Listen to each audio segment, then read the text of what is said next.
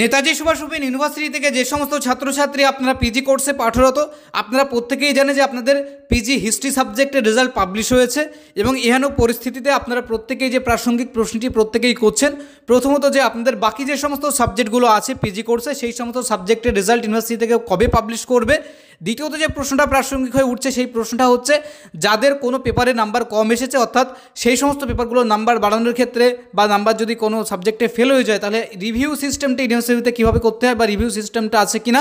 এবং তৃতীয়ত যে গুরুত্বপূর্ণ প্রশ্ন আপনারা করছেন যে যাদের RA হয়েছে অর্থাৎ রিপোর্ট এগেনস্ট হয়েছে তাদের কি করণীয় এই মুহূর্তে। তো এই গুরুত্বপূর্ণ তিনটে বিষয়ের উত্তর আপনাদেরকে এই ভিডিওতে জানাবো। তার আগে প্রত্যেককে আপনাদের রিকোয়েস্ট করবো আপনারা যারা নতুন অবশ্যই মডার্ন স্টাডি সেন্টার চ্যানেলটিকে সাবস্ক্রাইব করে নেবেন। এখানে আপনি পাবেন সমস্ত কোর্সের নোটস এবং পরীক্ষায় ভালো নম্বর পাওয়ার সাজেশন। অভিজ্ঞ শিক্ষক ও শিক্ষিকা মণ্ডলীর তত্ত্বাবধানে আমাদের নোটস এবং সাজেশন পড়ে ছাত্রছাত্রীরা প্রতি বছর দুর্দান্ত রেজাল্ট করে। তো সর্বপ্রথমে আপনাদেরকে যে বিষয়টি জানাবো আপনারা প্রত্যেকেই অবগত আছেন যে পিজি হিস্ট্রি সাবজেক্টের রেজাল্ট পাবলিশ হয়েছে। যারা ভালো নাম্বার পেয়েছেন খুব ভালো এবং অনেক ছাত্রছাত্রী আছে যারা নাম্বার একেবারেই পাননি অর্থাৎ দেখা যায় যে আশানুরূপ যে অনুযায়ী আপনারা লিখেছিলেন বা যেমন আপনার রেজাল্ট হওয়ার কথা তেমন আপনার রেজাল্ট হয়নি। অনেকে আছে যারা খুব ভালো লেখার পরেও দেখা যাচ্ছে রেজাল্ট আশানুরূপ হয়নি।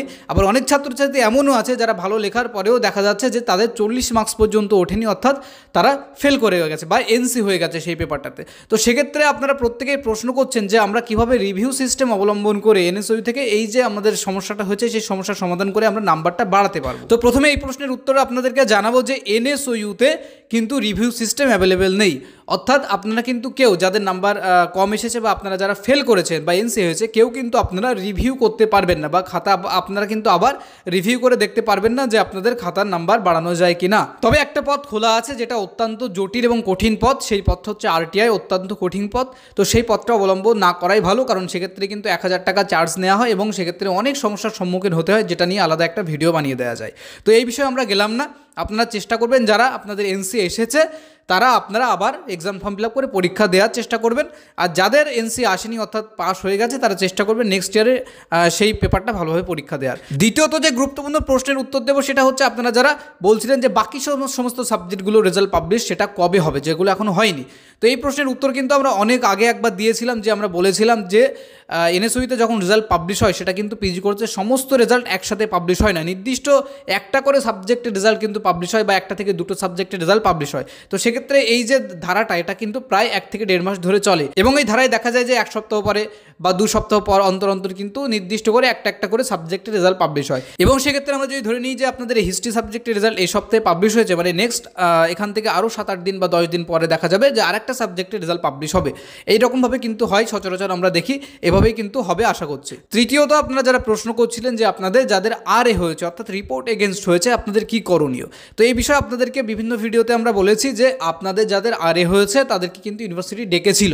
যাদেরকে ডেকেছিল আপনারা জানেন যে সেখানে কি বলা হয়েছে, কিভাবে অপমানিত করা হয়েছে, যেটা আমরা বারবার আপনাদেরকে সাবধান করেছিলাম। যারা সেই সমস্যার সম্মুখীন হয়েছেন আপনারা প্রত্যেকেই জানেন এটা যে কি হয়েছে। এবং এখন আপনাদের করণীয় হচ্ছে আপনারা প্রত্যেকেই যারা পরীক্ষা দিতে চাইছেন আপনাদের কিন্তু যারা আপনারা পরীক্ষা দিয়েছেন তাদের ক্ষেত্রেও কিন্তু প্রথম বর্ষ এবং দ্বিতীয় বর্ষ দুটো বর্ষই অর্থাৎ ফার্স্ট ইয়ার এবং সেকেন্ড ইয়ার দুটো ইয়ার কিন্তু আবার পরীক্ষা দিতে হবে এবং আপনাদেরকে কিন্তু আবারও নতুন করে কিন্তু স্টুডেন্টশিপ রিনিউয়াল এবং আপনাদের এক্সাম ফর্ম ফিল আপ করেই পরীক্ষাটা দিতে হবে। দ্বিতীয়ত যে সমস্ত ছাত্রছাত্রী সেকেন্ড ইয়ারে RA হয়েছে তাদের কিন্তু সেই নির্দিষ্ট ইয়ারটা 4টে পেপার সমস্ত পেপার পরীক্ষা দিতে হবে। তো এটাই আপনাদেরকে জানানো, যারা আপনারা পরীক্ষা দেবেন আপনাদের কিন্তু প্রত্যেকেরই সমস্ত পেপার আবার পরীক্ষা দিতে হবে। যাদেরকে RA হয়েছে এখানে কিন্তু কোনো রকম কোনো স্যাক্রিফাইস ইউনিভার্সিটি করবে না। তো আশা করছি আপনাদেরকে সমস্ত প্রশ্নের উত্তর দিতে পেরেছি এবং এই ছিল আপনাদের জন্য কিছু গুরুত্বপূর্ণ ইনফরমেশন। আশা করছি ভিডিওটি ভালো লেগেছে। যদি ভালো লেগে থাকে অবশ্যই লাইক করবেন এবং চ্যানেল যারা নতুন আছেন অবশ্যই সাবস্ক্রাইব করে রাখবেন NSOU রিলেটেড সমস্ত রকম ইনফরমেশনগুলো সবার আগে পেতে।